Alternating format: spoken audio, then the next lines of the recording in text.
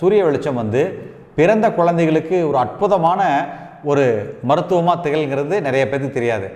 யூஸ்வலாக பார்த்தீங்கன்னா குழந்தை பிறந்த முதல் ஒரு 10 நாளில் பார்த்தீங்கன்னா இந்த ஃபிசியலாஜிக்கல் ஜாண்டிஸ்னு ஒன்று வரும்.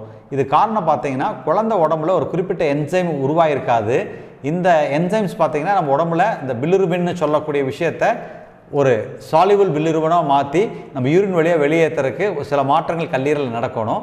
அதுக்குரிய என்சைம் பிறந்த குழந்தைகளுக்கு சில பேருக்கு பற்றாக்குறையாக இருக்கும்.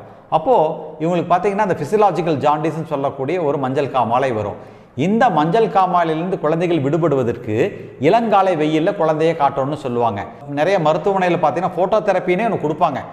பிறந்த குழந்தைக்கு இந்த ஜாண்டிஸ் வந்துச்சுன்னா அந்த ஃபோட்டோ தெரப்பினே கொடுப்பாங்க. அந்த ஃபோட்டோ தெரப்பினுடைய வேலையே இந்த பிலிருபின் லெவலை குறைக்கிறது தான். அதனால தான் பார்த்தீங்கன்னா முன்னோர்கள் பிறந்த குழந்தையை காலையில் இளங்காலை வெயிலில் கொண்டு போய் காட்டணும்னு சொல்கிறதுக்கான காரணம் இதுதாங்க. ஏன் நிறைய குழந்தைகள் மருத்துவர்கள் கூட பார்த்தீங்கன்னா குழந்தைய ஈவன் ஹாஸ்பிட்டல் இருக்கும்போது கூட ஏர்லி மார்னிங் சன்லைட்டில் கொஞ்சம் காட்டுங்க, கண்ணில் சூரிய வெளிச்சம் படாத பிரகாரம் உடம்புல படுற மாதிரி காட்டுங்கன்னு சொல்லுவாங்க. ஸோ அவ்வளோ அற்புதமான ஒரு ஆற்றலை கொண்டு தான் இந்த சூரிய வெளிச்சம்.